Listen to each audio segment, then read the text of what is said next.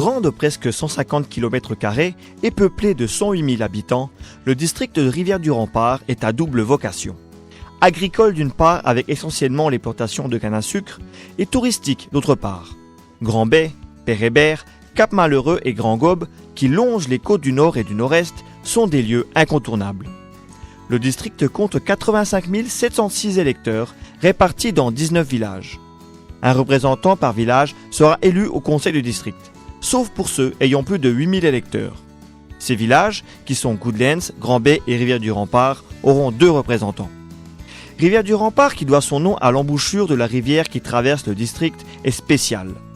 Malgré le développement immobilier, beaucoup de villages ont préservé leur cachet traditionnel. Le district est riche de son histoire, comme en témoignent les différents monuments et bâtiments. Citons l'usine de Mont-Loisir à Bellevue-Morel, bien qu'aujourd'hui fermée, ainsi que le domaine de la Bourdonnais à Mapou, reconverti en attraction touristique. Les habitants sont les mémoires vivantes des villages d'antan, comme nous le raconte Vidyanan Radhakisun Kripa, 79 ans, qui a toujours vécu à Rivière-du-Rempart. Là, tu peux sauter dans l'univers sud-est, il fait ça la route, il fait comme ça à droite, il va pour lui qui est stationné là-bas. Après, tantôt, il saute là-bas, il fait ça même grand univers sud-est. Ça tient en place là. C'est là que le castel fait semestre. Les élèves, les gens, tout le monde sait. Moi, tu as 15 ans, à 18 ans, moi, tu veux aller. Même tu as le côté famille, tu as là. Tu as le beau lui, tu as l'entrée même. Ça allait un petit moment, c'est 30 sous pas là. Pas pour lui.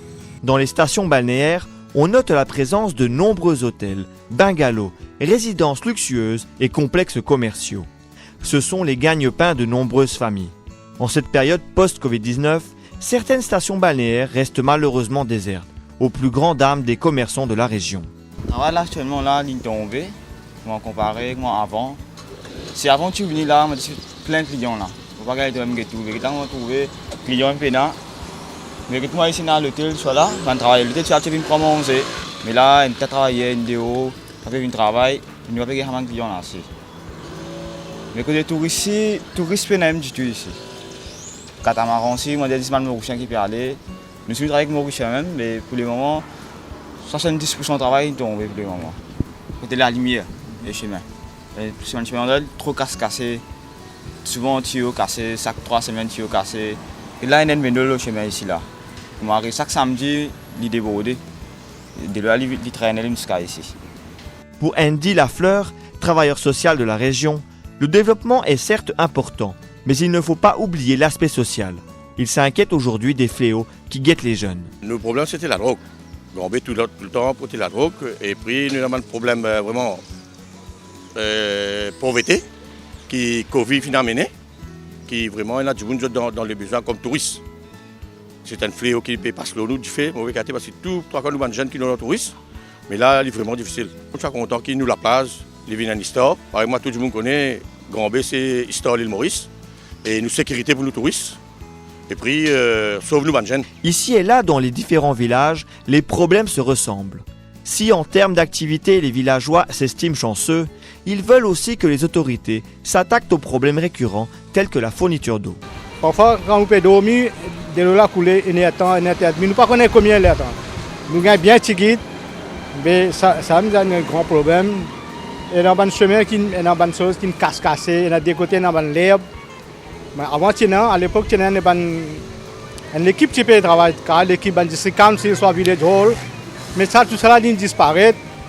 Mais et deuxième, camion aussi, camion qui ramasse saleté, ça aussi, il vient, mais parfois il n'est pas venu régulier. Mais parfois, saleté là, il est accumulé. Parfois, il quitte une semaine, il vient, poubelle là, il finit rempli, il commence à sentir tout. Pour le président sortant du conseil de district de Rivière-du-Rempart, le bilan est riche, après presque 4 ans de mandat. Nous avons beaucoup de support au gouvernement. Quand on dit bilan riche, ça veut dire quoi? Si vous avez un casse, côté bilan. Si vous n'avez pas de ressources du gouvernement, vous avez un bilan. Mais nous avons beaucoup de ressources là. Chaque année, nous avons la monnaie LDP, le local project. Puis, au cas où il y a un bilan bien riche et tout village est bénéficiaire, nous avons un grand projet qui vient faire. Bon, mon procédure, c'est M. Tchakan qui a déjà commencé avec un wedding hall qui peut bien utiliser par les habitants de nous.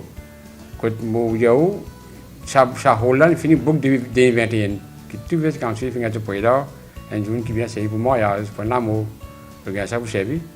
Et au cas où nous faisons une futsal à côté, et ça peut être en construction là.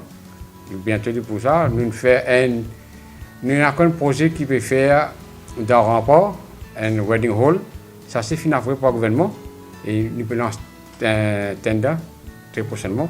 Il se dit confiant de la réélection de tous ses conseillers, même si de nombreux candidats sont en lice. Avec les 3 grands villages de Goodlands, Rivière-du-Rempart et Grand-Bay, le conseil de district de Rivière-du-Rempart est celui qui compte le plus de conseillers. Qui seront ces 22 personnes à faire partie du nouveau conseil? L'heure est aux réunions nocturnes, au porte-à-porte et à la présentation des candidats. Les urnes rendront leur verdict le 23 novembre prochain.